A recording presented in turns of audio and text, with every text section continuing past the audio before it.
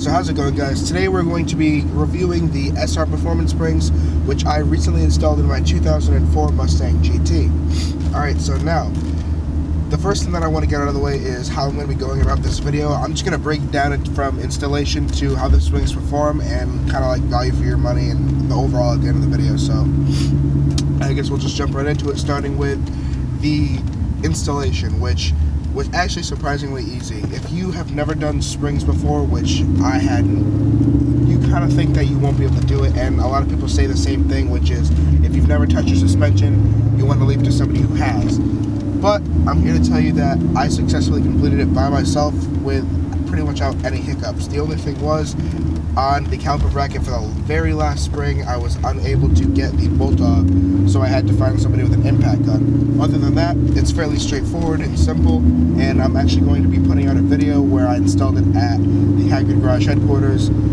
sometime in the next couple of days. We're just working on getting some lost footage, so once that's up, you can see how pretty much easy it was. As long as you're pretty confident with some tools and you know, the best way to put it, I guess, is if you think you can do it, you can. Don't be afraid to try and tackle it just because it might be tougher than doing a cold air intake. Honestly, I got in the first 3 springs and it took me all day, but only because I was doing so much shit in between. If I sat down and really just tried to focus on banging out these springs, it probably wouldn't have taken me any more than maybe 3 hours for a whole set. And it saves you the really hefty $300 to $400 bill that any shop would give you to install these springs, which is just a bit ridiculous. So now we're going to talk about the springs themselves, how they perform, how they ride, etc.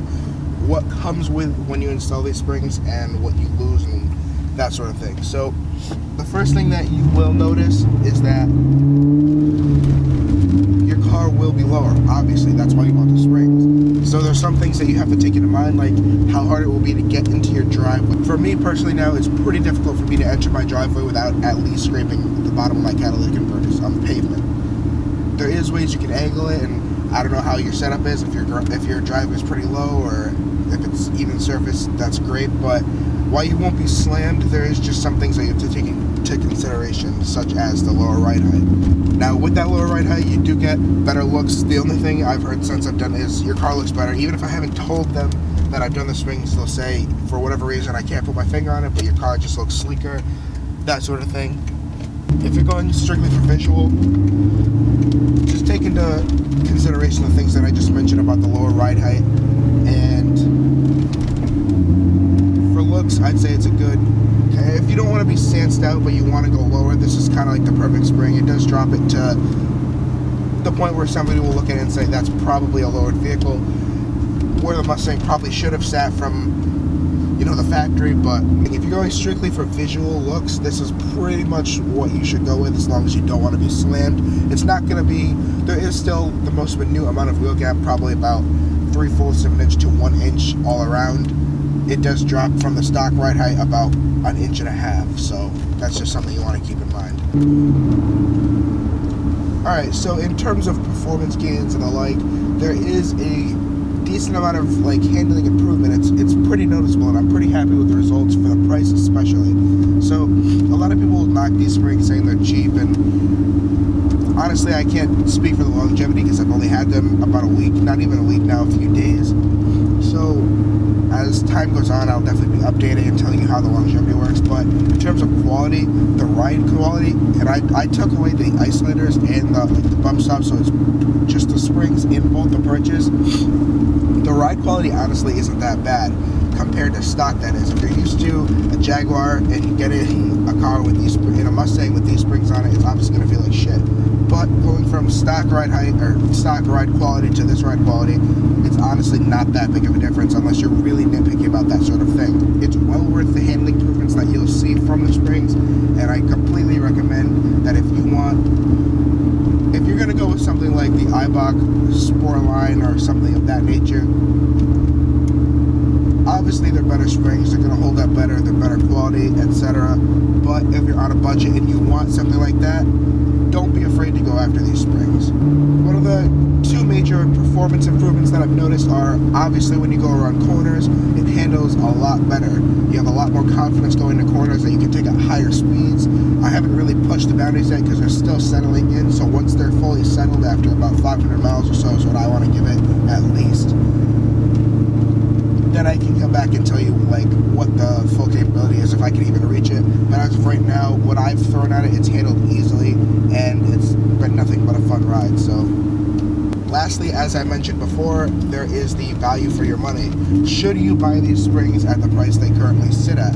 Well, I purchased these springs for $189 from AmericanMuscle.com. Obviously, it's their kind of sub-brand, the only person that sells SR Performance springs.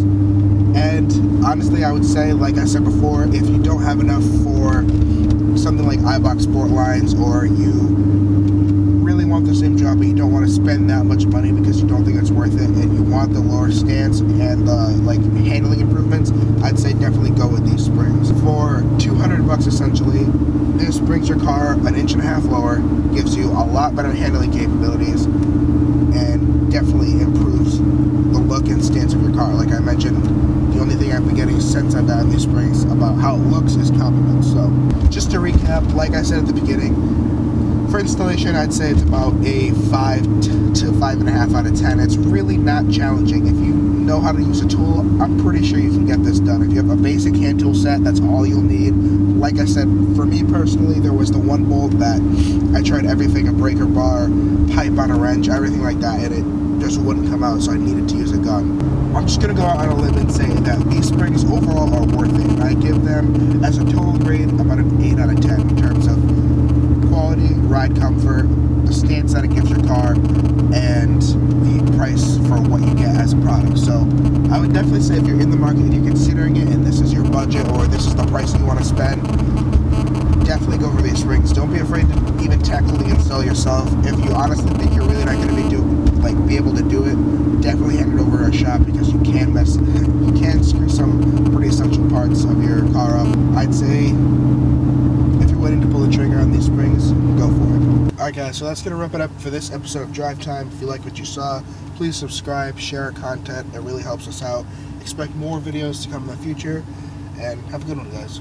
Age is just a number, I'ma always be number 1 or 23, like that guy from Chicago. Live fast, die young, keep your eyes low. I keep my eyes on that prize, I'm gon' get it, cause I got a dream in the sky, is no limit. Baby, get your money due, what you need, just get it through. Keep it up, they'll eat it up, I'm trying to get this paper too.